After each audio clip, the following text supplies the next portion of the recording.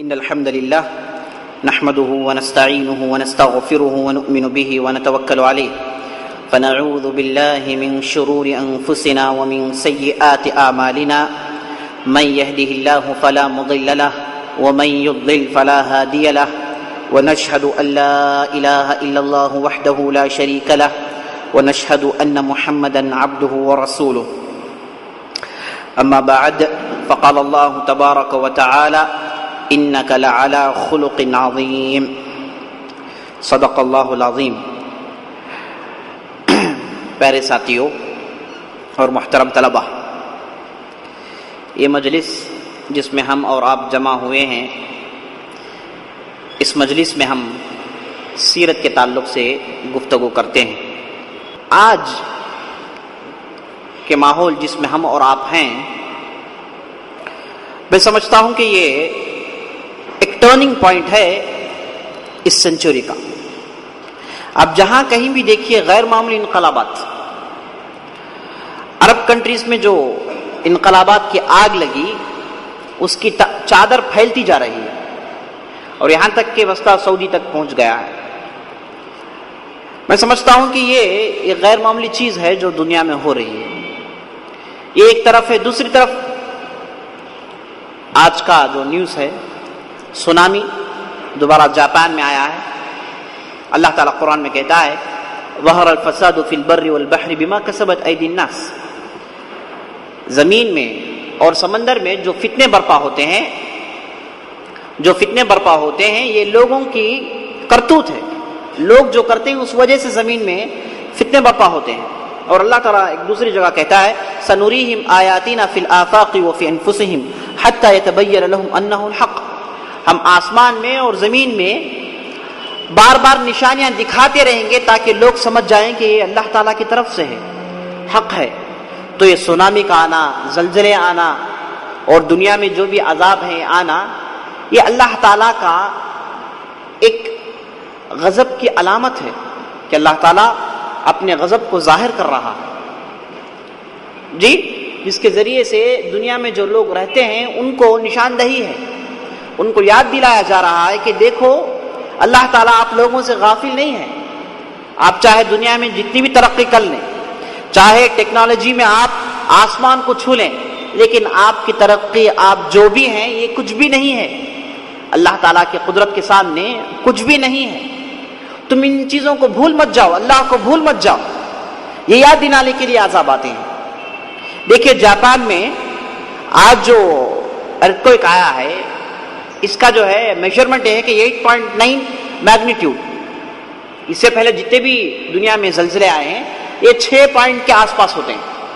لیکن جاپان میں کیوں اتنا زوردار آیا ہے؟ اور جاپان کی ہسٹری میں اس سے زیادہ زوردار ارتھکویک کبھی نہیں آیا. اس کی وجہ آپ لوگ جانتے ہیں. اس کی وجہ یہ ہے کہ لوگ ایسے ٹیکنالوجیز ایجاد کیے جس کے ذریعے سے یہ سونامی ارتھکویک کو ناپنے لگے اور اسے توڑنے کی کوشش کی، اور پہلے ہی الرٹ مل جانے کے لیے یہ لوگ ٹیکنالوجیز بنائے. تو اللہ تعالیٰ نے ان کو ایسا زور کا جھٹکا دیا اور ان کے پورے ٹیکنالوجیز ٹھپ ہو گئے.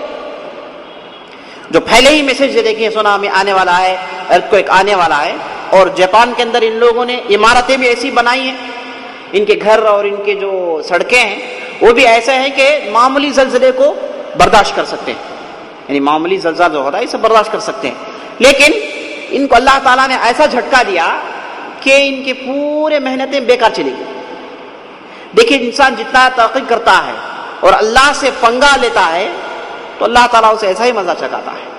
اور اللہ تعالیٰ اس سے پہلے والوں کو بھی مزہ چکایا ہے. آپ کے قوم کو، سمود کے قوم کو، فرعون کو. ان لوگوں کے پاس بھی ٹیکنالوجیز تھے. ہاں الگ بات ہے کہ دوسرے طریقے میں تھے، لیکن اللہ تعالیٰ نے ان کو کیا کیا؟ مسخ کر کے رکھ دیا، برباد کر دیا. تو میرے دوستو، یہ عذاب، یہ مصیبتیں آتی ہیں کہ ہم جیسے مومن اپنی زندگی کو غنیمت جانے. اچانک آ گیا زلزلہ، پورے مر گئے. کیا جواب دیں گے اللہ کے پاس؟ کیا تیاری ہے ہمارے پاس؟ کچھ بھی نہیں. تو ہم لوگ ایسے عذاب، ایسی مصیبتوں کو دیکھ کر فوراً اللہ تعالیٰ نے جو موقع ہم کو دیا ہے اسے غنیمت جانے. یہ موقع کو اللہ تعالیٰ کی دین کے لیے صرف کریں، اپنے گناہوں سے معافی مانگیں اور آخرت کا یاد اپنے دل میں رکھیں. لرز اٹھیں، اپنی عبادات میں انقلاب آنا چاہیے، ہمارے دینی ایکٹیویٹیز میں اور انقلاب آنا چاہیے، کیونکہ یہی چیز ہے میرے دوستو مرنے کے بعد آپ کو بچانے والی ہے۔ مرنے کے بعد آپ کا دولت، آپ کا مال، آپ کا جاہ، آپ کا جلال، آپ کا بینک بیلنس، یہ کوئی چیز جو ہے آپ کو کام آنے والی نہیں ہے۔ آپ کو جو چیز کام آئے گی وہ کیا ہے؟ آپ کے اعمال۔ بس آپ نے آخرت کے لیے جو کما رکھا ہے یہی کام آئے گی۔ تو ایسے عذاب، ایسے زلزلے سے ہم کو عبرت حاصل کرنا چاہیے اور فوراً اللہ تعالیٰ کی طرف رجوع کرنا چاہیے، اپنے گناہوں کی بخشش کروانی چاہیے۔ اسی لیے تو اللہ تعالیٰ ایسے عذاب دیتا ہے، اور اللہ تعالیٰ کے لیے یہ کوئی مشکل کی بات نہیں کہ یہ چیز ادھر لا لے۔ اب یہ لوگ کہتے ہیں کہ صرف پیسفک اوشن میں، ادھر کے جو ہے کوسٹ میں یہ جو ہے ممکن ہے کہ سونامی آئے، اب ادھر جو ہے نہیں آ سکتی، یہ ان کے خام خیالیاں ہیں، خیالی پلو پکا رہے ہیں۔ اللہ تعالیٰ چاہے تو جہاں کہیں بھی لا سکتا ہے، سمجھے آپ؟ تو اللہ تعالیٰ کی ان عذاب سے عبرت حاصل کرنا چاہیے، اپنی زندگی کو بدلانا چاہیے، زندگی میں تبدیلی لانی چاہیے۔ ایک ہی روٹین جو چل رہا ہے، کمائے چاہے بینک بیلنس بڑھائے، یہ کیے وہ کیے، دنیاوی کام کیے، دین کے لیے کیا کیے؟ یہ یاد دلانے کے لیے ایسی چیزیں آتی ہیں میرے دوستو۔ دین آج ہمارے لیے اشد ضرورت ہے کہ ہم دین کو تھامیں۔ جیسے سام کو جب مارا جائے تو سام دوڑ کر کہاں گھستا ہے؟ اپنے بل میں گھستا ہے، کیونکہ وہیں اس کی جگہ ہے، وہیں وہ محفوظ ہے۔ اس طریقے سے اب اس ماحول میں مسلمان کو دوڑ کر اپنے دین کی طرف لپکنا چاہیے۔ دین ہی ہے جو اسے محفوظ رکھنے والی ہے، اللہ ہی ہے جو ان کو حفاظت دینے والا ہے۔ تو میرے دوستو ان چیزوں سے ہم کو عبرت حاصل کرنا چاہیے۔ اللہ تعالی ہم کو توفیق دے، اللہ تعالی ہم سے اس کی دین کی خدمت لے لے، اللہ تعالی ہم اور آپ کو اس کی دین کے جو ہے پر اسرار بندوں میں سے بنا دے، آمین یا رب العالمین۔ ٹھیک ہے، ہم نے گزشتہ کی مجلس میں سیرت کے اس عنوان میں ان چیزوں میں گفتگو کی کہ عرب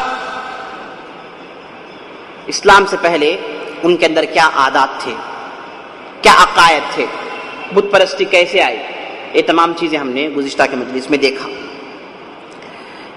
آج اسی سلسلے کو جاری رکھتے ہوئے چند اور باتیں ان کے عادات سے تعلق رکھتی ہیں، وہ بیان کیے جائیں گے انشاءاللہ۔ ان کے عادات میں زنا کا عام ہونا، بے حیائی کا عام ہونا، یہ کوئی موضوع ہی نہیں تھا۔ زنا، بے حیائی، یہ ان لوگوں کے پاس کوئی پریشانی کی چیز نہیں تھی، ہر جگہ موجود تھا، ہر جگہ۔ اور خاص طور پر لونڈیاں جو ہوتی ہیں، غلام لونڈیاں، ان لوگوں کے ساتھ تو یہ چیزیں عام تھی، عرب کے معاشرے میں عام تھی، اور یہ لوگ حد سے زیادہ گزر گئے، اس میں حد سے زیادہ گزر گئے۔ حضرت عائشہ ایک حدیث میں فرماتی ہیں رضی اللہ عنہا کہ جاہلیت میں برائیاں کے اقسام تھی، خاص طور پر زنا کے کئی اقسام تھے۔ اس میں سب سے پہلے طریقہ یہ تھا کہ ایک آدمی جو معمولی نسل کا ہے، معمولی نسب کا ہے، وہ اپنی بیوی کو کہتا کہ تو فلاں اچھے نسب والے، اچھے قبیلے والے مرد سے تعلق رکھ، اسے بچہ جن، اسے بچہ جن، اور بچہ پیدا ہوتا ہے تو یہ اپنا بیٹا کہتا ہے۔ کیوں؟ تاکہ یہ بچہ کیا ہو؟ اچھے نسب سے ہو، اور اس کے آنے والی نسل اچھے قبیلے سے ہو جائے۔ اپنی بیویوں کو اس طریقے سے چھوڑتے تھے۔ عرب یہ کیا ہے؟ انتہائی ذلت، انتہائی رسوائی، اس میں ملوث تھے۔ اسے جو ہے لوگ استبعاد کہتے تھے، استبعاد۔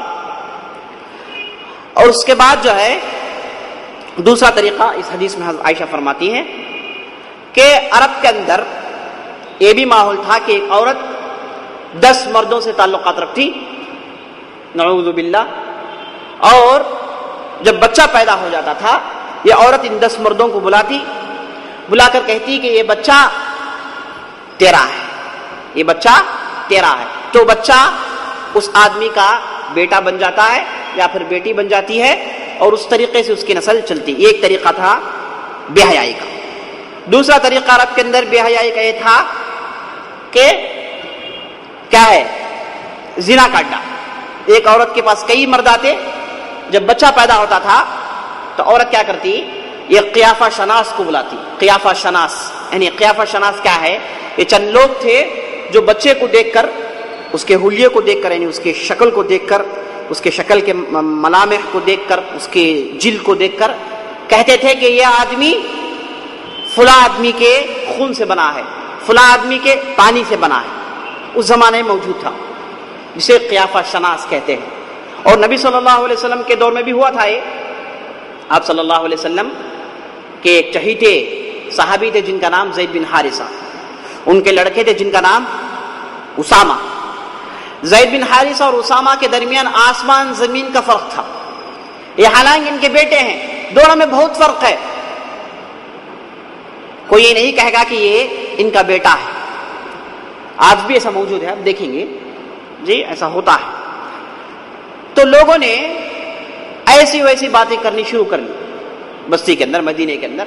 لوگوں نے شک کی باتیں, چونکہ لوگوں کی زبان خاموش نہیں رہتی, کچھ نہ کچھ بولتے تھے جسے آپ صلی اللہ علیہ وسلم کو بہت تکلیف ہوتی تھی. ایک مرتبہ ایسا ہوا کہ مسجد میں یہ دونوں باپ بیٹے سو رہے ہیں اور ایک ہی کمبل اوڑے ہوئے ہیں. کمبل چھوٹی تھی جس کی وجہ سے ان دونوں کے پیر ظاہر تھے, باہر ہو رہے تھے. تو اتفاق سے ایک آدمی جو قیافہ شناس تھا مسجد میں داخل ہوا. چونکہ ان کے چہرے اور جسم ڈھکے ہوئے تھے, صرف پیر ظاہر ہو رہے تھے, تو یہ آدمی نے کہا کہ یہ پیر آپس میں سے ہیں. ایک آدمی نے کہا کہ یہ 4 پیر ہیں, لیکن یہ 4 پیر آپس میں سے ایک سے دوسرا نکلا ہے. جب یہ خبر آپ صلی اللہ علیہ وسلم کو پہنچی, آپ صلی اللہ علیہ وسلم بہت خوش ہوئے. اب معلوم ہو گیا کہ اسامہ زید کے لڑکے ہیں, ثابت ہو گیا ہے, قیافہ شناس نے بتا دیا ہے. سمجھے آپ؟ تو اس طریقے سے قیافہ شناس ہوتے تھے عرب میں, جو کیا ہے بچے کو دیکھ کر پہچانتے تھے کہ یہ آدمی کس کا بچہ ہے, یا پھر اس آدمی کا تعلق کس قبیلے سے ہے. تو یہ عورت جو تیسرا طریقہ تھا کہ عورت جب بچہ پیدا ہو جائے تو قیافہ شناس کو بلاتی, بلا کر کہتی کہ دیکھ, اور یہ مرد تھے جو میرے پاس آتے تھے. تو قیافہ شناس دیکھتا, دیکھ کر کہتا کہ یہ آدمی فلاں آدمی کا بچہ ہے, تو بچے کا نسل اس سے لگ جاتا. یہ 3 قسم کے انتہائی بے حیائی عرب میں جو ہے عام تھا. حضرت عائشہ اس وجہ سے بتاتی ہیں کہ یہ جاہلیت میں تھا, یہ جاہلیت میں تھا. یہ راستہ اختیار کرنا ہم مسلمانوں کے لیے زیبا نہیں دیتا, اور زنا انتہائی بری چیز ہے. اور اسلام میں زنا کا حکم کیا ہے, اگر آدمی کر لے تو اسے رجم کر دیا جائے گا, کنکریاں پھینک کر, پتھر پھینک کر جان سے مار دیا جائے گا. اگر غیر شادی شدہ ہے, اگر شادی شدہ ہے یعنی شادی شدہ ہے تو پتھر پھینک کر جان سے مار دیا جائے گا. اگر غیر شادی شدہ ہے تو 100 کوڑے مارے جائیں گے, اسے 100 کوڑے مارے جائیں گے. یعنی 100 کوڑے میرے دوستوں, 10 کوڑے بھی آدمی برداشت نہیں کر سکتا, 100 کوڑے مارے جائیں گے, اس وجہ سے کہ یہ غلطی دوبارہ نہ ہو. اسلام نے سخت سزا اس وجہ سے رکھی ہے کہ یہ برائی ایسی چیز ہے جو کثرت سے پھیل جائے. جیسے ہم آج دیکھ رہے ہیں ویسٹرن کنٹریز میں کوئی موضوع ہی نہیں ہے. بلکہ میں ایک آرٹیکل میں پڑھ رہا تھا کہ انگلینڈ میں بعض ایسے سڑک ہیں جہاں عورتیں آ جاتی ہیں اور کہتی ہیں مرد کو آ جاؤ, بس کوئی بھی آدمی ہو. ہاں, آسٹریلیا میں, دنیا کے ہر کونے میں یہ بے حیائی اتنی پھیل گئی ہے, اتنی پھیل گئی ہے. اسی کی وجہ ہے دوستوں یہ عذاب آ رہے ہیں, یہ بربادی, یہ عذاب اسی کی وجہ سے آ رہی ہے. اور بے حیائی اگر پھیل جائے میرے دوستوں, برکت, امن, ہر چیز ختم ہو جائے گی, اور اللہ تعالیٰ کا عذاب آ کر ہی رہے گا. تو بے حیائی اتنی عام ہو گئی تھی عرب میں کہ وہ لوگ کیا تھے, اسے عادی ہو گئے تھے. اس لیے حضرت عائشہ کہتی ہے کہ یہ عرب سے, یعنی اسلام آنے سے پہلے عرب کی یہ حالت تھی, اور اسلام آیا تو بالکل ان چیزوں کو روک دیا. یعنی ایسے عادی لوگ, ایسے ایڈکٹ لوگوں کو اسلام نے جس طریقے سے بدلایا ہے, یہ اسلام کا ہی کام ہے, دوسرا کوئی مذہب نہیں کر سکتا. ایسے لوگوں کو ایسا بدلایا گیا کہ سارے مدینے میں آپ صلی اللہ علیہ وسلم کی زندگی میں, یعنی 13 سال میں صرف 2 کیسز ایسے ہیں جس کا تعلق زنا سے ہے. 2 یا 3 کیسز 13 سال میں 2 یا 3 کیسز ہیں پوری بستی میں. یہ غیر معمولی چیز ہے میرے دوستوں. آج آپ جا کر دنیا میں دیکھیے لمحے سیکنڈز میں کتنے کیسز ہیں, 1 سیکنڈ میں کتنے زنا کے کیسز ہیں. یہ لوگ تنگ آ کر زنا کو کیا کر دیے, یورپ میں جائز قرار دیے. کوئی مسئلہ لیجیٹیمیٹ ہے, کوئی یہ نہیں. اگر عورت جو ہے مخالفت کرے تو تب حکومت آئے گی, ورنہ عورت مان لے تو بات ختم, کیونکہ اتنے کیسز ہیں. اب صرف 13 سال میں صرف 3 یا 4 کیسز ہیں جو ہم کو زنا کے نظر آ رہے ہیں, اور ان تینوں کو سزا دیا گیا, اور ایسا سزا دیا گیا جو لوگ ان سزا کو دیکھے دوبارہ اس کی طرف پلٹ کر بھی نہیں دیکھیں گے. تو یہ زنا کا عام ہونا عرب میں تھا, اور نبی صلی اللہ علیہ وسلم آئے تو ان لوگوں کو اس طریقے سے بدلائے کہ ساری تاریخ, مورخین, ہسٹورینز ان کے رونگٹے کھڑے ہو جاتے ہیں, کہتے ہیں کہ ایسا انقلاب, ایسی تبدیلی یہ اللہ ہی کی طرف سے ہو سکتا ہے, اور یہ مذہب کے صحیح ہونے کی بہت بڑی دلیل ہے. دوسرا جو عادت عام تھا عرب کے اندر, ہاں یہ نکاح کا جو طریقہ تھا جو بتایا میں عرب کے اندر یہ کرتے تھے, لیکن بعض شریف لوگ بھی تھے جو ان چیزوں سے محفوظ تھے, ایسے بدکاری سے محفوظ تھے. بعض لوگ ایسے بھی موجود تھے جو ان جو ہے برائیوں سے محفوظ تھے, اور ان لوگوں کا پاس کیا تھا طریقہ, وہ لوگ صحیح طریقے سے نکاح کرتے تھے. اور نکاح کیسے ہوتا تھا, جیسے اسلام میں باقاعدہ لڑکی کے لوگ اور لڑکے کے لوگ جمع ہوتے گھر میں, اور ایک بڑا آدمی قبیلے کا خطبہ پڑھتا, اور خطبے میں وہ کہتا کہ فلاں آدمی کا لڑکا اور فلاں آدمی کی لڑکی دونوں کا نکاح اس گھر میں ہوا, اور اس مہر کے ساتھ. مہر بھی مقرر تھا جاہلیت میں. یہ لوگ کیا تھے, نیک لوگ تھے جو جاہلیت میں اس طریقے سے نکاح کرتے تھے, جو بہت کم تھے. دوسری عادت جو عام تھی عرب کے اندر وہ کیا تھا, بچوں کو زندہ دفن کرنا. بچوں کو زندہ دفن کرتے تھے, خاص طور پر کسی لڑکیوں کو. لڑکی پیدا ہو جائے تو ایک عربی سمجھتا تھا کہ اس لڑکی کو جب تک میں زندہ دفن نہیں کروں گا مجھے چین نہیں آئے گا. اس وجہ سے وہ دفن کرتے تھے کہ لڑکی بڑی ہوگی, اس کی حفاظت کرنی چاہیے, اسے کھلانا پلانا چاہیے, اور اس کے بعد اسے شادی بیاہ کرنی ہے, اس میں پیسہ بہت سارا خرچ ہوگا. تو یہ تمام چیزیں سوچتا ہے عربی, اور اس کے بعد اپنے بچے قتل کر دیتا ہے. اس لیے قرآن میں حکم ہوا لا تقتلوا اولادکم خشیۃ املاق نحن نرزقکم وایاہم. اے لوگوں, اے مسلمانوں, اپنے بچوں کو پیسے کم ہو جائیں گے یہ سوچ کر قتل مت کرو, ہم ان کو بھی رزق دیتے ہیں اور آپ کو بھی رزق دیتے ہیں, یہ رزق اللہ تعالیٰ کی طرف سے ہے. کنجوسی میں آ کر پیسے ختم ہو جائیں گے یہ سوچ کر بچوں کو ہرگز قتل مت کرو, یہ بہت بڑا گناہ ہے. یہ کیوں کہا گیا قرآن میں, کیونکہ جاہلیت میں چیز موجود تھی, بچوں کو قتل کر دیتے تھے, اور خاص طور پر لڑکیوں کے ساتھ تو دشمنی تھی. اکا دکا کوئی عورت بچ جائے جو آگے چل کر زندگی گزارے, خاص طور پر ایک سے زیادہ لڑکی ہو گئی تو قتل کرنا ہی ہے ان لوگوں کے پاس. یہی اس کا ذکر قرآن میں ہے, اذا الموءودۃ سئلت, جب زندی لڑکی جسے دفن کر دیا گیا تھا, اللہ تعالیٰ قیامت کے دن اس لڑکی کو اٹھائے گا اور پوچھا جائے گا اس لڑکی سے کہ تجھے کیوں دفن کیا گیا, تجھے کون دفن کیا. قیامت کے دن اس کے تعلق سے سوال ہوگا. تو زندہ دفن کرنا میرے دوستوں یہ عرب کے اندر عام رواج تھا, جسے آپ صلی اللہ علیہ وسلم آئے تو سب سے پہلے ختم کی. ایک صحابی تھے جو آپ صلی اللہ علیہ وسلم کے پاس آئے, اسلام قبول کیے. قبول کرنے کے بعد آپ صلی اللہ علیہ وسلم کے پاس ایک قصہ سناتے ہیں, واقعی جو ہے قصہ رلا دینے والا قصہ ہے. وہ آپ صلی اللہ علیہ وسلم پاس کہتے ہیں کہ اللہ کے رسول میں بہت بڑا ظالم ہوں, مجھ سے بڑا ظالم کوئی آدمی نہیں ہے. آپ صلی اللہ علیہ وسلم کہتے ہیں کہ تو نے کیا کیا. وہ آدمی کہتا ہے کہ اللہ کے رسول میں اسلام قبول کر لیا ہوں, اسلام قبول کرنے سے پہلے میرے ہاتھوں سے بہت بڑی غلطی ہو گئی. آپ صلی اللہ علیہ وسلم پوچھتے ہیں کیا غلطی ہوئی. وہ آدمی کہتا ہے کہ بہت پہلے کی بات ہے, پرانی بات ہے, کہ میرے گھر میں ایک لڑکی پیدا ہوئی. لڑکی پیدا ہوئی, بڑا افسوس ہوا مجھے, گھر والوں کا ہوا, اور میں موقع ایسا بنا کہ میں سفر میں چلے گیا تجارت کے لیے. اور وہ لڑکی گھر میں رہی.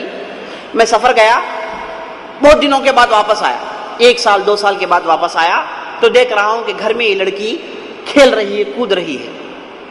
میں گھر میں آیا تو مجھے یاد آیا کہ یہ لڑکی ہے, لیکن یہ لڑکی سے میرے غیر معمولی تعلقات ہو گئے. میرے دل کا ٹکڑا بن گئی, جگر کا ٹکڑا بن گئی, بہت چاہنے لگا میں اسے. میری خدمت کرتی تھی, میں نہانے جاؤں تو پانی لاتی تھی, میں کھانے بیٹھوں تو پلیٹ لاتی تھی, مجھے جو ہے کھانا ڈالتی تھی, میرے ہاتھ پیر دباتی تھی, میرے جو ہے دل کا ایک ٹکڑا بن گئی تھی. اور ہوتے ہوتے اس کی عمر 7 سال کی ہو گئی, 8 سال کی ہو گئی. لیکن چونکہ ہمارے علاقے میں, ہمارے بستی میں یہ رواج تھا کہ بچوں کو دفن کر دیں, بچیوں کو دفن کر دیں, اور وہ سوچ, وہ عقیدہ مجھے بے قرار کرنے لگا, میرے سینے میں سانپ لوٹنے لگا. میں سوچنے لگا کہ لڑکی ایسے تعلقات ہوئے, کیسے ایسے میں دفن کروں, کیسے اس لڑکی کو ماروں. لیکن ایک دن ایسا آیا کہ میں اپنی تاریخ, تمام محبت کو, ساری محبت کو کنارے اٹھا کر پھینکا اور اس لڑکی کو لے کر چلا. بہت دور گیا اس لڑکی کو لے کر, جا کر میں نے ایک گڈھا کھودا. جب گڈھا کھود رہا تھا, یہ لڑکی میرے ساتھ دے رہی تھی گڈھا کھودنے. ہم دونوں مل کر گڈھا کھودے, اور اس کے بعد میں اس لڑکی کو اٹھا کر اس گڈھے میں ڈالا, اور لڑکی چلا رہی تھی. لڑکی کہہ رہی تھی, بچی کہہ رہی تھی کہ ابا جان کہاں جا رہے ہیں مجھے ادھر چھوڑ کر. میں ظالم تھا کہ اس لڑکی پر میں مٹی سمٹ کر ڈالنے لگا. وہ چیخنے لگی, بلبلانے لگی اور رونے لگی. لیکن میں ظالم ایسا تھا کہ میں اس لڑکی کو دفن کر دیا. جب یہ قصہ سنا رہے تھے تو آپ صلی اللہ علیہ وسلم کے آنکھوں سے اتنا پانی آیا, اتنا رویا. آپ صلی اللہ علیہ وسلم بولے کہ تم لوگ ظالم, کیسے ایسے ہو سکتا ہے, کیسے تم لوگوں نے ایسے جو ہے روایات شروع کر لی. اور اس کے بعد وہ صحابی کہتے ہیں کہ اللہ کے رسول, کیا میرے لیے معاف ہے, میں نے اتنی بڑی غلطی کی ہے. تو آپ صلی اللہ علیہ وسلم کہتے ہیں کہ الاسلام یجب ما قبلہ, اسلام جو ہے اس سے پہلے والی جتنی بھی غلطیاں ہیں اسلام سے معاف کرتا ہے, دوبارہ ایسی چیزوں کو مت کرنا. تو اس واقعے سے معلوم ہوتا ہے کہ جاہلیت میں لوگ کیسے تھے. لڑکی کے تعلقات, لڑکی کی محبت سب کچھ ہے, لیکن جاہلی رواج, ٹریڈیشن, اسے لوگ بالائے طاق رکھ نہیں سکتے تھے کسی بھی حالت سے. اس طریقے سے عادات ان کے اندر جو ہے رواج پا گئے تھے. تو زندہ دفن کرنا یہ کیا تھا, ان لوگوں کے پاس ایک ٹرن تھا جس پر وہ لوگ عمل کرتے تھے. اور مکے کے اندر آج بھی ایک علاقہ ہے جہاں پر وہ لوگ جو ہے فائر سروس بنائے. کہا جاتا ہے کہ یہاں پر اس زمانے میں لڑکیوں کو زندہ دفن کیا جاتا تھا, خاص ایک جگہ بنا رکھے تھے کہ لڑکیوں کو دفن کرنے کے لیے. کیسے ظالم تھے لوگ, اللہ المستعان. اس کے بعد جو عام عادت تھی وہ کیا تھی, قبیلے کی عصبیت, اپنے قبیلے کی عصبیت. میں اور میرا قبیلہ بس, کوئی دوسرا نہیں. قبیلے کے خلاف کوئی آدمی کچھ بول دے, اپنے آپ کو مار دے گا, مر جائے گا, لیکن قبیلے پر کوئی داغ آنے نہیں دے گا. قبیلے کی عصبیت, اپنی نسب کی عصبیت, میں فلاں سے ہوں, فلاں قبیلے سے ہوں, جو ہے غیر معمولی چیز تھی جو عربوں کے اندر موجود تھی, جسے ان لوگوں نے اتنا درجہ دیا, اتنا درجہ دیا کہ قبیلے کے لیے جیتے تھے, قبیلے کے لیے مرتے تھے. اور آپ عرب کے جو اشعار اٹھا کر پڑھیں گے, اس میں 50% اشعار, 50% اشعار کس میں ہیں, قبیلے کی تعریف میں. میں فلاں قبیلے کا ہوں, میں فلاں قبیلے کا ہوں, میں فلاں قبیلے کا ہوں, ہم اس قبیلے کے, ہم ایسا نہیں کرتے, ہم اس قبیلے کے, ہم ایسا نہیں کرتے, ہم ایسے ہیں, یہی جی. تو ان لوگوں کے پاس یہ قبیلی اب عصبیت برباد کر کر رکھ دی ان لوگوں کو. آپ صلی اللہ علیہ وسلم آئے تو ان چیزوں کو توڑے. یہ غیر معمولی کارنامہ میرے دوستوں, یہ قبیلے کی عصبیت جس کی وجہ سے لوگ ہزاروں سال سے لڑتے تھے. ایک قبیلہ تھا جن لوگوں کا نام عبز, ایک دوسرا قبیلہ تھا جن کا نام ذبیان. ان دونوں کے درمیان تقریباً 150 سال لڑائی چلتی رہی, 150 سال. کس وجہ سے, اس وجہ سے کہ یہ قبیلے والا آدمی اپنے اونٹ کو اس قبیلے والے آدمی کے فیلڈ میں چرنے چھوڑ دیا. اس کا اونٹ نکلا, اس قبیلے والے کے جو ہے کھیت میں داخل ہوا اور چر گیا. دونوں کے درمیان جھگڑا, یہ قبیلے کا تھا, یہ قبیلے کا تھا. اب جھگڑا کہاں تک پہنچ گیا, تلواریں, خون خرابہ عام ہو گیا. کب تک چلا ہے لڑائی, کب تک چلی لڑائی, یہ 150 سال تک چلتی رہی لڑائی. اور اگر کوئی قبیلے دوسرے قبیلے سے دشمنی مول لے تو پورے قبیلے والے جمع ہوتے ہیں, جمع ہو کر خون میں ہاتھ ڈال کر قسم کھاتے ہیں کہ جب تک ہمارے جسم میں خون ہے، جب تک ہمارے بازو میں طاقت ہے، ان قبیلوں والوں کو مارتے رہیں گے، قسم کھاتے تھے. یعنی کوئی عربی خون میں ہاتھ ڈالے مطلب کیا ہے؟ خلاص اب کوئی بات جو ہے پیچھے آنے والی نہیں ہے، کر ہی رہے گا. ایک قبیلے والا دوسرے قبیلے سے لڑ لیتا ہے، ایک فلاں قبیلہ دوسرے قبیلے سے لڑ لیتا ہے، اور جب یہ قبیلے کو طاقت ملتی ہے، پیسے والے ہو جاتے ہیں، نوجوان پیدا ہو جاتے ہیں. اس لیے عربوں کے پاس کیا ہے؟ لڑکے ہونا زیادہ. کیوں؟ جو کیا ہے قبیلے کی حفاظت کرے، جی اپنے قبیلے والوں کی حمایت کرے. ان لوگوں کے پاس عام تھا لڑکے جننا. ایسے عورتوں سے شادی کرتے تھے جو لڑکے جنتے تھے، اور ان لوگوں کو بچپن ہی سے اپنے دل میں قبیلے کی عصبیت یہ ڈال ڈال کر جو ہے پالتے تھے. اور کوئی اس میں سے شاعر نکل جائے، شاعری بولنے والا نکل جائے، اسے تو آنکھوں میں رکھ کر پالتے تھے. شاعر قبیلے کا جان تھا، یہ بادشاہ تھا. کیوں؟ کیونکہ شاعری کہتا ہے تو پورا قبیلہ جو ہے بھڑک اٹھتا. اس لیے آپ عام طور پر قبیلے کے سردار کو دیکھیں گے شاعر ہوگا. ہم نے دیکھا عبد المطلب کو، شاعری کہتا ہے خلاص پورے مدینے والے نکل کر آ جاتے ہیں. جی زباندانی، زبان کی محبت اور شعر و شاعری ان لوگوں کا رات دن کا مشغلہ تھا. اسی لیے ابو سفیان جب جنگ بدر میں ہار جاتے ہیں، اور جو ہے ایک دوسرا جنگ آتا ہے جسے غزوہ سویق انشاءاللہ آگے ہم سنیں گے. وہ لڑائی میں جانے سے پہلے پورے قریش کو جمع کرتا ہے، جمع کر کے زبردست اشعار پڑھتا ہے. کہتا ہے کروا علی اثرب وجمعہم انما جمع لکم نقلوا، یعنی ایسا حملہ بولو اثرب والوں پر، پوروں کے پوروں کو ختم کر دو. ان لوگوں نے جو چیزیں جمع رکھی ہیں اسے دیکھ کر مت ڈرو، یہ سب جو ہے نقلی چیزیں ہیں. وَإِن يَكُ يَوْمُ قُلَيْمٍ كَانَ لَهُمْ إِنَّمَا بَعْدَهُ لَكُمْ دُوَلُ.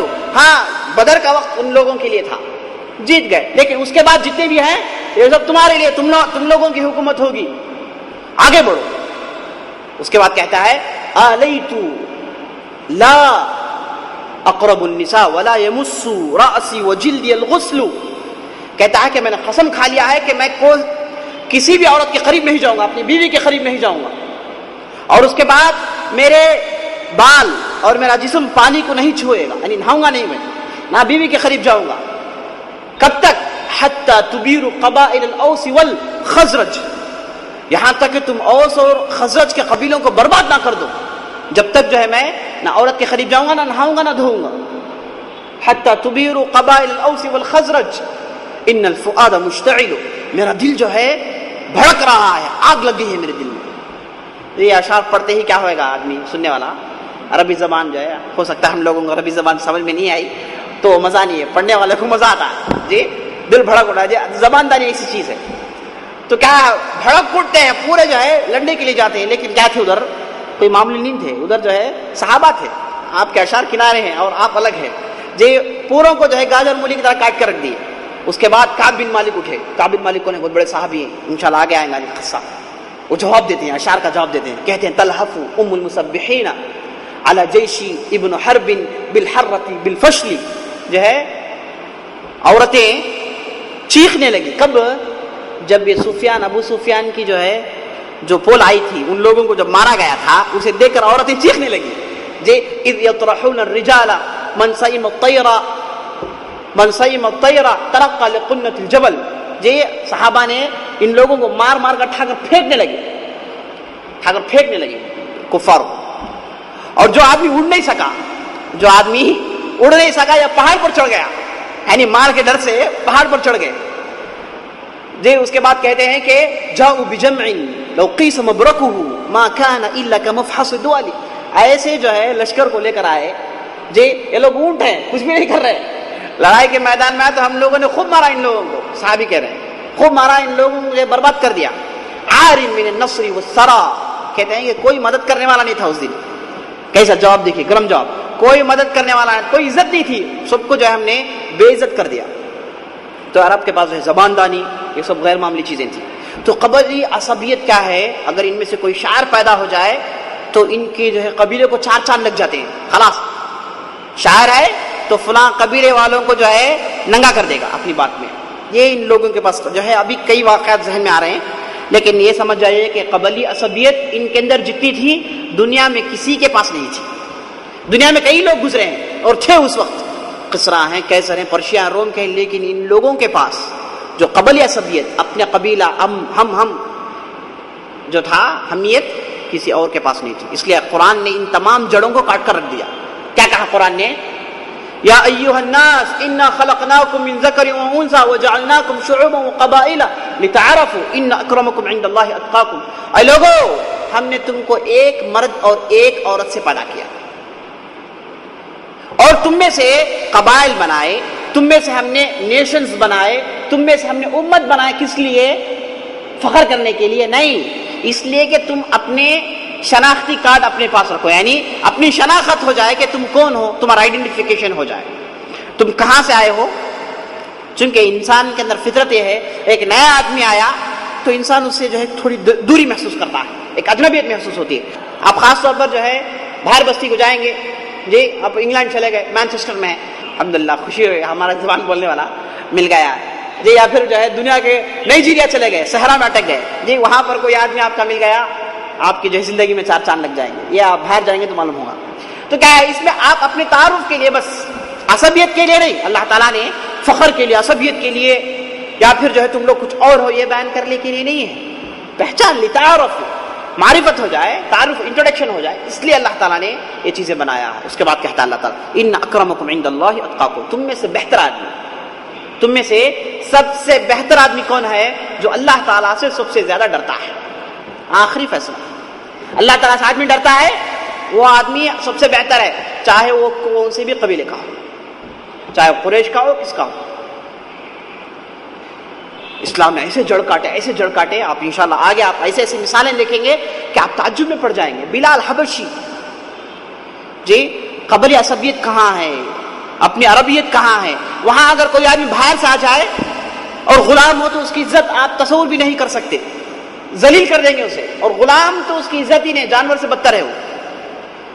لیکن بلال کو ایسی عزت ملی، ایسی عزت ملی کہ حضرت عمر کہتے ہیں، بنو عدی کے، قریش قبیلے کے، کہتے ہیں کہ ہذا شیخ، ہذا رئیسنا، یہ ہمارا سردار ہے. بلال کو دیکھ کر کہہ رہے، حبشی غلام کو دیکھ کر کہہ رہے کہ یہ میرا سردار ہے. تو اسلام نے ان لوگوں کو ایسی تاریکیوں سے نکال کر روشنی میں ڈال دیا. یہ قبلی عصبیت اسلام نے جڑ سے کاٹ کر رکھ دی. یہ تیسری چیز تھی جو عام ان لوگوں کے پاس تھی. اس کے بعد یہ عام عادات تھے، اور اس کے بعد ان کے پاس مین سورس آف انکم کیا تھا؟ ان کا اکنامک کس میں چلتا تھا؟ تجارت. یہ لوگ کیا تھے؟ مینوفیکچررز نہیں تھے. ان لوگوں کو جو ہے کوئی چیز بنانے نہیں آتا تھا تو کیا صرف تلوار کیسے بنایا جائے، اور تلوار کے جو 2 نوک ہوں یا 3 نوک ہوں، اس میں کئی کیٹیگریز ہیں. اس لیے ان لوگوں کے پاس کیا ہے؟ تلوار کے لیے 150 نام ہیں. تلوار، خنجر، جتنے بھی جو ہے انسٹرومنٹس ہیں، اس کے لیے ان لوگوں کے پاس 150 کیٹیگریز اور 150 نام ہیں. ان کے اشعار میں دیکھیں گے تو کیا ہے؟ صرف تلوار کے ڈیفرنٹ نیمز ہیں. جی یہی لوگ یہی جانتے تھے بنانا، تلوار بنا کیسے، برتن. دوسرے علاوہ جو ہے مینوفیکچرنگ بیکار تھے، کوئی چیز بنانا نہیں آتا تھا، کوئی چیز نہیں بتاتے تھے. کپڑے آتے تھے تو کہاں سے؟ شام سے. جو دوسرے کھانے پینے کی چیزیں آتی تھی تو نیچے یمن سے. یہی تھا ان کے پاس، یہاں سے لاؤ وہاں سے لاؤ، تجارت کرو. کوئی چیز کلٹیویٹ کرا نہیں معلوم. البتہ مدینے والے کھجور جو ہے اسے اگاتے تھے بس، ورنہ یہ لوگ جو ہے مینوفیکچر فیلڈ میں بیکار تھے. یہ تھے چند چیزیں جو عرب کے ماحول میں. اس کے بعد ان کے اخلاق، ان کے کیریکٹرز کیسے تھے. اسلام آنے سے پہلے ان کے کیا کیریکٹرز تھے؟ کئی کیریکٹرز، بدترین کیریکٹر آپ نے سن لیا، یہ بدترین لوگ تھے، لیکن چند ان کے پاس خوبیاں بھی تھیں، وہ بھی سننا چاہیے. عرب ہیں لیکن ان کے پاس جو ہے چند خوبیاں تھیں. سب سے پہلی خوبی ان کے پاس کیا تھا؟ کیا تھی؟ یہ لوگ جو ہے مہمان نوازی میں، کھلانے پلانے میں نمبر 1 تھے. ہمیں پہلے کل دیکھا، یہ فلاں اونٹ میں کوئی سوار نہیں ہو سکتا، اس کا دودھ کوئی نہیں پی سکتا سوائے مہمان، یعنی مہمان نوازی میں آگے تھے، بہت آگے تھے. اس میں حاتم طائی بہت مشہور ہے، سنیں آپ. حاتم طائی کرسچین تھا، اسلام سے پہلے کا آدمی تھا، لیکن مشہور کیوں ہوا؟ غیر معمولی مہمان نوازی کرنے والا، سخی. اور خاص طور پر جب بارش کا موسم آ جائے تو کوئی آدمی جو سخاوت نہیں کرتا، کیونکہ کھانے کے لالے پڑتے ہیں تو کہاں سخاوت کریں. لیکن حاتم کا اس میں بھی بارش میں بھی جو ہے بڑے بڑے چولہے لگاتا اور جو ہے بڑے بڑے دیگ رکھے جاتے، اس میں جو ہے بہترین کھانے پکتے اور سب کو بانٹا جاتا. حاتم رئیس مشہور ہے. اس کے علاوہ عرب کے اندر بھی بہت لوگ مشہور تھے. اس میں عبد المطلب بھی مشہور تھے، بہت بڑے سخی تھے. تو یہ عربوں کے پاس یہ اچھی خوبی تھی جو اسلام نے باقی رکھا، اسلام نے آگے چل کر باقی رکھا. اور اسلام آیا تو اور اسے ابھی 4 چاند لگ گئے. ایسے ایسے واقعات پیش آپ تصور بھی نہیں کر سکتے. ایک آدمی تھا جس کا نام ابراہیم بن فلان بن عبد الملک بن مروان، یعنی اموی سلطنت کا آدمی. جب اموی سلطنت ختم ہوئی، عباسی سلطنت آئی. 130 ہجری میں اموی سلطنت ختم ہوئی تو عباسی سلطنت آئی. یہ جو سلطنت جو بدلی تو اس میں کئی واقعات پیش آئے. بعض لوگوں نے عباسی کو سپورٹ کیا، بعض لوگوں نے اموی کو سپورٹ کیا، اموی بادشاہوں. جب عباسی قوت میں آ گئے تو ان لوگوں کو چن چن کر مارے. کون تھے؟ جو اموی کو سپورٹ کرتے تھے، اموی سلطنت سپورٹ کر، ان کو چن چن کر قتل کر رہے تھے. ہوتا ہے کہ ایک آدمی تھا جو بصرہ کے اندر رہتا تھا. اس کے باپ کو اموی خاندان والا مار دیا، اور خاص طور پر جس کا نام کیا تھا، انشاءاللہ آگے. تو یہ آدمی کو جو ہے قتل کر دیا تھا، باپ کو قتل کر دیا. تو یہ آدمی کئی دنوں سے تلاش میں تھا کہ یہ اموی مل جائے تو اسے قتل کر دے. ہوتا یہ ہے کہ جو ابراہیم جو نام بتایا میں، یہ اموی سلطنت کے تھے. جب عباسی سلطنت آئی تو ان کو کیا ہے پریشانی ہو گئی. اب لوگ جو ہے ان کی تلاش میں لگے، چن چن کر مار رہے تھے. تو یہ کیا کیے، بستی سے بچتے بچتے یہ بصرہ کے گاؤں میں داخل ہو گئے. گاؤں میں داخل ہوئے تو یہ آدمی کے گھر آ کے اترے جس کا باپ مر گیا تھا. اس کے گھر میں آ کے اترے، دستک دی، وہ آدمی دروازہ کھولا. جب دیکھا کہ آدمی جو ہے شکل سے صورت سے اچھے حسب و نسب کا نظر آ رہا ہے تو کیا کیا آدمی استقبال کیا، گھر میں رکھا. کوئی پوچھا نہیں، کچھ بھی نہیں پوچھا کہ آپ کون ہیں، کدھر ہیں. دیکھا کہ آدمی مسافر ہے، پراگندی حالت ہے، تو اپنے گھر میں رکھا، خوب کھلایا پلایا. پہلے دن بہت اچھا سلوک کیا، کھلایا پلایا جو ہے سب کچھ کیا.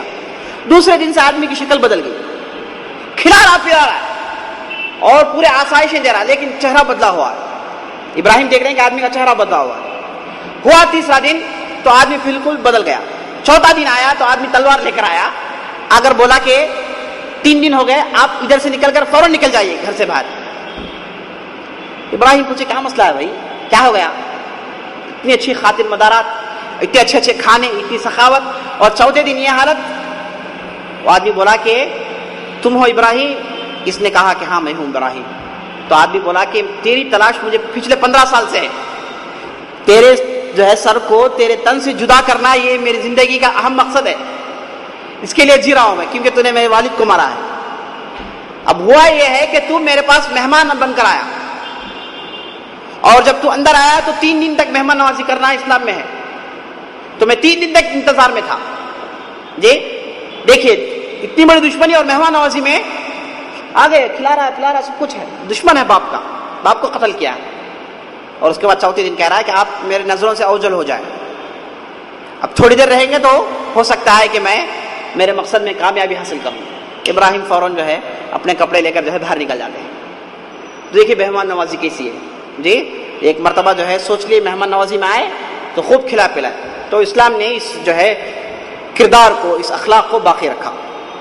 اور اس کے بعد دوسری چیز جو ان کے پاس عام تھی، یعنی اچھے اخلاقوں میں، وہ تھا عہد کا پورا کرنا. وعدہ کر لے پورا کرے، کہہ دے پورا کرے. وعدہ خلافی ان کے خون میں نہیں تھا، وعدہ خلافی پسند نہیں کرتے تھے. کر دے وعدہ پورا کرتے تھے. کئی واقعات ہیں، وقت نہیں ہے. یہ دوسری صفت تھی. تیسری صفت خودداری. کیا مطلب خودداری کا؟ کسی کے سامنے نہیں جھکنا، اپنی نفس کی عزت، اپنی عزت، میں میرا پیسے. کس کے سامنے جھکنا، اس کی قایت تلاشی کرنا، اس کی قایت تلاشی کرنا، چاپلوسی کرنا اپنے کام چلانے کے لیے، جی یہ ان لوگوں کے پاس نہیں تھا، ان کے خون میں نہیں تھا. جو صحیح مانتے اس پر عمل کرتے، جو صحیح مانتے اس پر عمل کرتے تھے. بادشاہوں کے درباروں کی چاپلوسی، اس کی چاپلوسی، اس کی چاپلوسی، یہ ان لوگوں کے خون میں نہیں تھا. اور نمبر 4، جو چیز سوچ لے اسے کر دے، جو چیز دماغ میں آ گئی ٹھان لے اس پر تل جاتے تھے، موت بھی آ جائے نہیں چھوڑتے، وہ چیز کرنا ہے بس. فلاں آدمی کو قتل کرنا ہے، ساری دنیا ایک طرف ہو جائے اس آدمی کو قتل کر ہی رہوں گا. فلاں کام کرنا ہے، سوچ لیا خلاص کرنا ہی ہے کسی بھی حالت سے، چاہے جو بھی ہو جائے، اپنے بچے مر جائیں، اپنی بیوی مر جائے، پورا لٹ جائے، نہیں وہ کام کر رہوں گا. ان لوگوں کے پاس یہ چیز، یہ چار جو ہے غیر معمولی جو ہے ان لوگوں کے پاس صفات تھے، اچھے اخلاق تھے جو اسلام نے آگے آ کر سے باقی رکھا، اور اسلام نے ان لوگوں کو تھوڑا ان اخلاق کو تھوڑا ٹرم کر دیا. چونکہ جاہلیت میں تھے، نہیں معلوم تھا کہ کہاں زور دے کہاں نہیں زور دے، کہاں انسسٹ کرے کہاں انسسٹ نہیں کرے. اسلام آیا تو ان لوگوں کو صحیح راستہ دار کر دکھا دیا کہ بھائی یہ اچھے اخلاق اس جگہ رکھیں، اس جگہ ایسا کام نہیں کرنا ہے، حرام چیزوں میں اپنی جو ہے عظمت کو جو ہے یہ نہیں کرنا ہے. تو یہ اچھے اخلاق تھے ان لوگوں کے پاس. یہ تھا میرے دوستوں آپ صلی اللہ علیہ وسلم کے پیدائش سے پہلے عرب کی صورت. اتنے دن ہم نے جو بھی سنا ہے یہ کیا ہے؟ آپ صلی اللہ علیہ وسلم دنیا میں آنے سے پہلے کیا ہوا ساری دنیا میں، اور کیسا تھا عرب کا ماحول. خاص طور پر جو ہے کتنے دن سے چل رہا بھائی؟ 4 دن کا، چوتھا ہے، 5واں کلاس ہے. ہاں 4 کلاسز اس سے پہلے جو ہوئے ہیں وہ جو ہے پورے اسی پر ہیں. اب انشاءاللہ ہم نبی صلی اللہ علیہ وسلم کی پیدائش سنیں گے انشاءاللہ، باقی باتیں آئندہ مجلس میں. آپ صلی اللہ علیہ وسلم کب پیدا ہوئے؟ 9 ربیع الاول کو، 9 ربیع الاول کو آپ صلی اللہ علیہ وسلم پیدا ہوئے. 12 ربیع الاول ایک روایت ہے، لیکن بڑے بڑے معتبر علماء نے، مورخین نے یہ چیز ثابت کر دی ہے کہ 9 ربیع الاول کو آپ صلی اللہ علیہ وسلم پیدا ہوئے. 12 ربیع الاول کو آپ کی وفات ہوئی، اس میں کوئی شک نہیں. کیوں شک نہیں؟ کیونکہ صحابہ ہے نا میں نوٹ کرنے کے لیے، اور ہجری تاریخ کا بھی انٹروڈیوس ہو گیا تھا.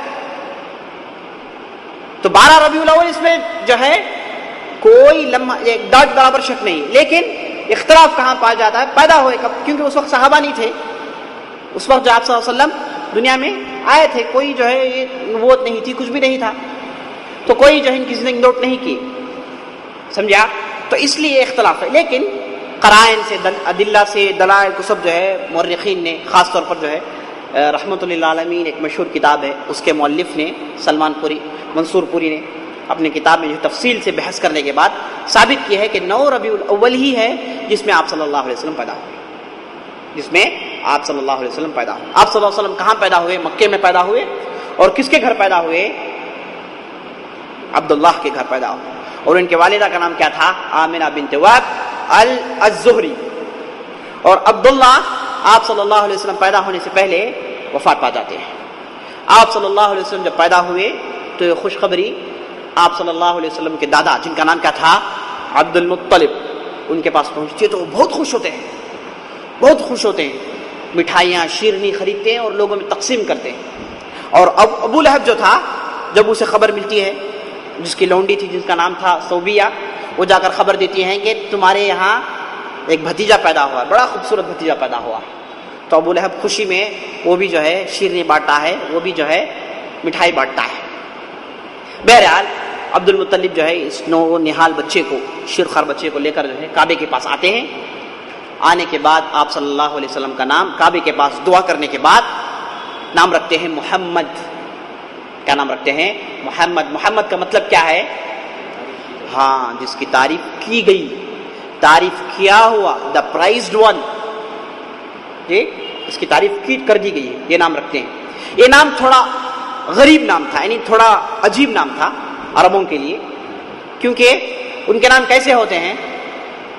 صخر، پتھر، حرب، جنگ، کلب، کتا، اسد، شیر، یہی نام ہوتے ہیں ان لوگوں کے پاس. نام کیا ہے؟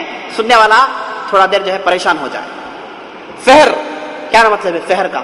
ایسا پتھر جو آپ کے ہاتھ میں کریکٹ فکس ہو، اس پتھر کو کہتے ہیں فہر، یعنی مارے تو صحیح لگے.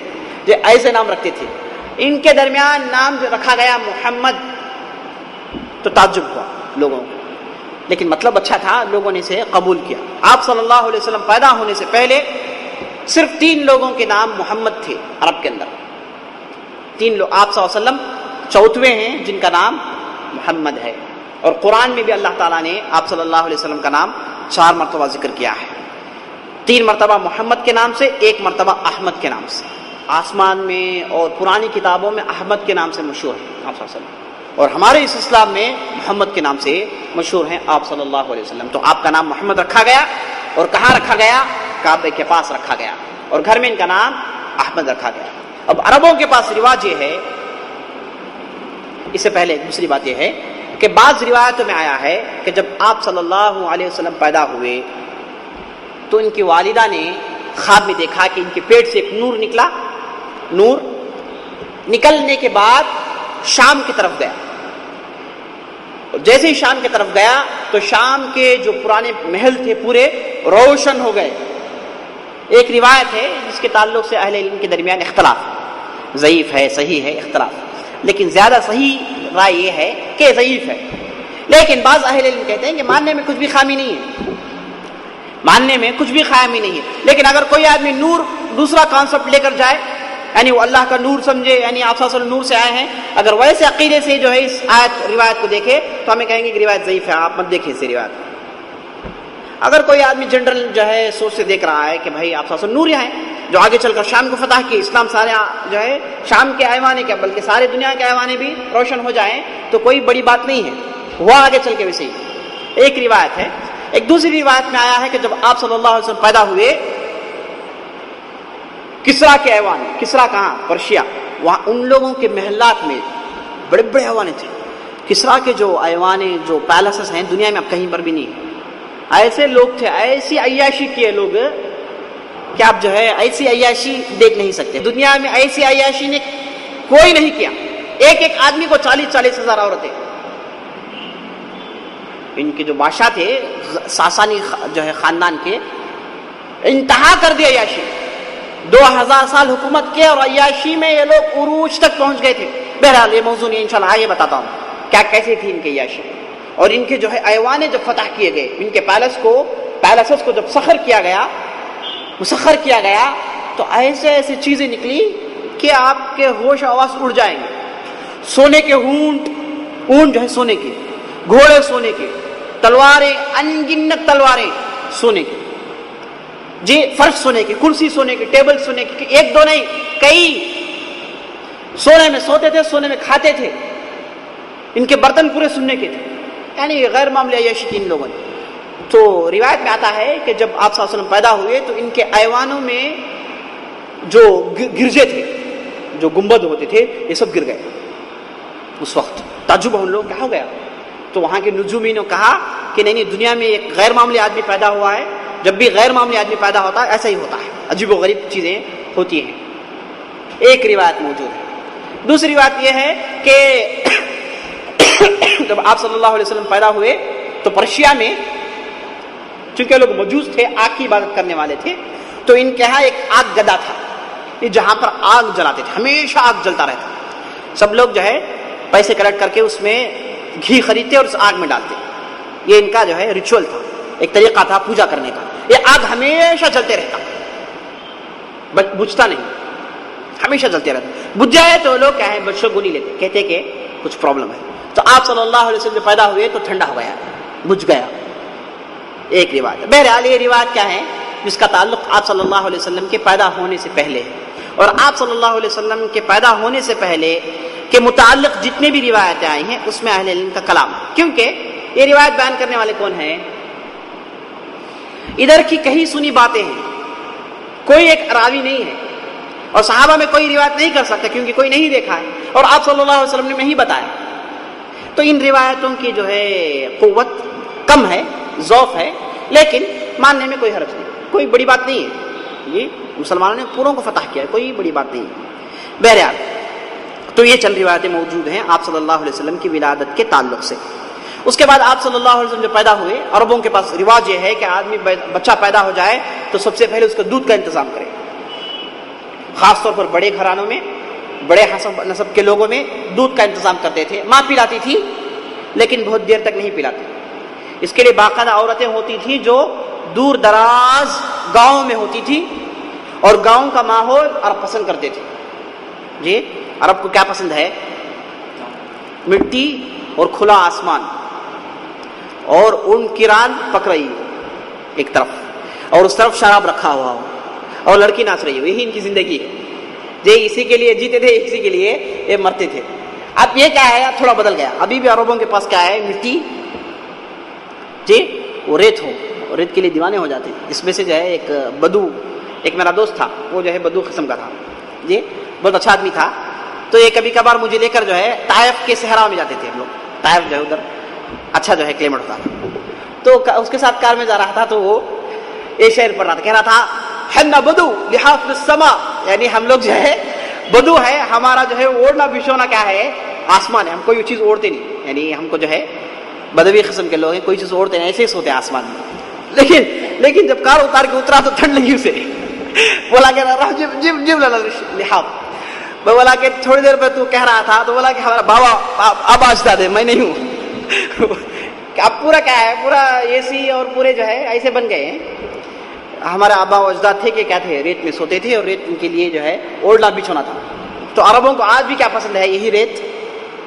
یہ بڑی خوبصورت جو ہے فیصل, ملک فیصل آپ سنیں, ملک فیصل سنیں جی, آل سعود کا بادشاہ گزرا ہے, بہت مشہور بادشاہ ہے. اسے اور امریکہ والوں میں لڑائی ہو گئی جی. عرب آپ کے پورے کیا امریکہ کے چاپلوس ہیں, لیکن یہ ایسے تھے کہ یہ امریکہ کو پسند نہیں کرتے تھے. اور جب امریکہ نے ایسا پلان بنایا کہ پورا پیٹرول اس کے ہاتھ میں ہو جائے, یہ نہیں دی, بولے کہ یہ سب نہیں ہوگا. تو امریکہ والوں نے کیا کیا, پرابلم کریٹ کی. اس کے بعد اسرائیل کا مسئلہ پیش آیا, تو انہوں نے کیا کیا, جو آدمی اسرائیل کو ساتھ دے اس بستی کو ہم پیٹرول نہیں دیں گے.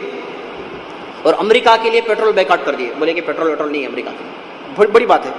تو کیا ہوا, وہاں کے امریکہ کے پرائم منسٹر سائیکل چلانے لگے, یہ ایسا ہو گیا. تو وہاں سے امریکہ سے ایک بہت بڑا پرائم منسٹر بھاگ کر آیا, آ کر بولا کہ فیصل سے ملنا ہے. تو فیصل نے کیا کیا, ملک فیصل نے بولے کہ یہ تمہارے ایئر کنڈیشنز, تمہاری عمارتیں, یہ ہم کو نہیں چاہیے. ہمارا اصل کیا ہے, وہاں تم کو جو ہے میں استقبال کروں گا, وہاں تمہارا ریسپشن ہوگا. یہ کہہ کر جو ایئرپورٹ سے سیدھا صحرا کو لے کر گئے, اور صحرا ہے بس چاروں طرف. جو امریکہ ڈر گیا, بولا کیا ہے بھائی, جو ایسا تھوڑی ہوتا ہے, ہمارے لیے جو ہے بعض ہوتے ہیں کھانے پینے کا انتظام کچھ الگ ہوتا ہے, پارٹی یہ کیا ہے. تو اندر لائے, ٹینٹ میں بٹھائے اسے, بٹھا کر بولے یہ اصل ہے, یہ جو صحرا, یہ جو دیکھ رہا ہے, یہی ہم ہے, یہی ہمارا سرمایہ ہے, یہی ہماری جائیداد ہے. یہ تمہارا دیا ہوا یہ اے سی, یہ بلڈنگ ہم کو نہیں چاہیے. یہ ہم اسرائیل کو جب تک تم لوگ سپورٹ کریں گے, ہم تم کو پیٹرول نہیں دیں گے. تو وہ آدمی بولا کہ ایسی بات کہا فیصل, گویا کہ اس نے گولی یہاں ماری مجھے, ویسے ہی مارا گیا. فیصل کو ادھر گولی ماری گئی. اس طریقے سے اسے ملک فیصل کو ختم کیا گیا. تو کیا ہے, ان لوگوں کے لیے ریت, یہ ٹینٹ, یہ آگ, اس پر جو ہے کباب پک رہا ہو, یہی ان لوگوں کی زندگی ہے. بات کہاں سے نکلی, ہاں. تو یہ گاؤں کو بہت پسند کرتے تھے. تو سٹی میں جو بھی رہتے تھے وہ لوگ کیا کرتے تھے, اپنے بچوں کو گاؤں کو بھیج دیتے تھے. گاؤں میں لے کر جاتی عورت, ادھر پالتی پوچھتی جو ہے, اس کے بعد ایک مدت کے بعد لا کر واپس دے دیتی.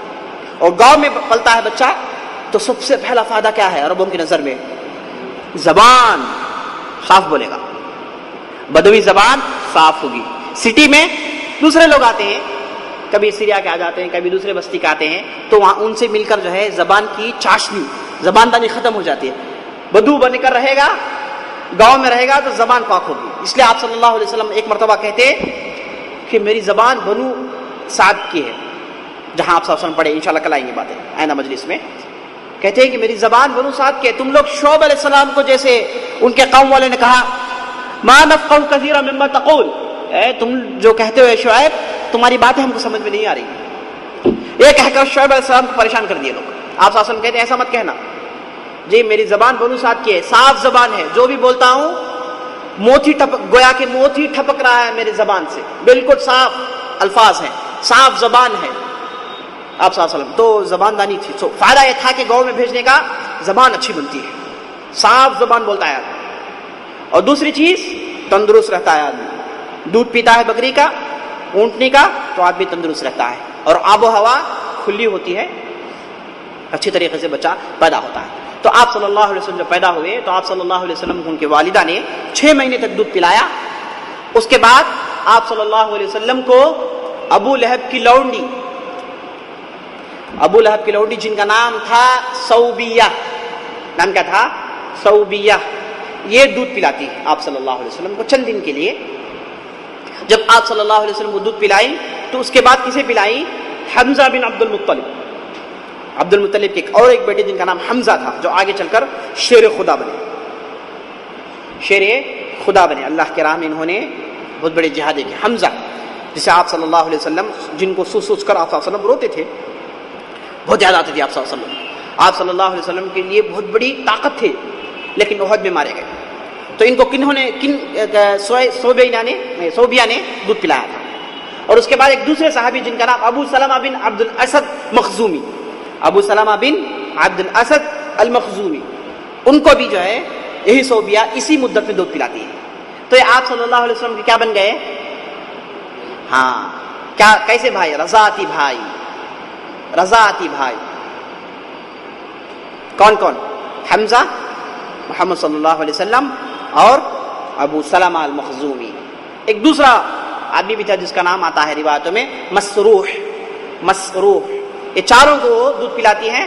تو آگے چل کر یہ چارے کیا تھے؟ رضاعتی بھائی بنتے. مسروح کا نام نہیں آتا ہے سیرت میں، البتہ ابو سلمہ اور حمزہ کا نام بہت آتا ہے.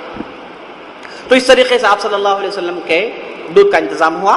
انشاءاللہ آگے کی مجلس میں ہم دیکھیں گے کہ آپ صلی اللہ علیہ وسلم کیسے بنو سعد میں جاتے ہیں، کیسے آپ صلی اللہ علیہ وسلم پرورش پاتے ہیں، اور کیا کیا دلچسپ واقعات پیش آئے. انشاءاللہ ہمارے آئندہ مجلس کے موضوع سخن ہوگی انشاءاللہ. سبحان ربک رب العزة عما یصفون وسلام علی المرسلین والحمد للہ رب العالمین.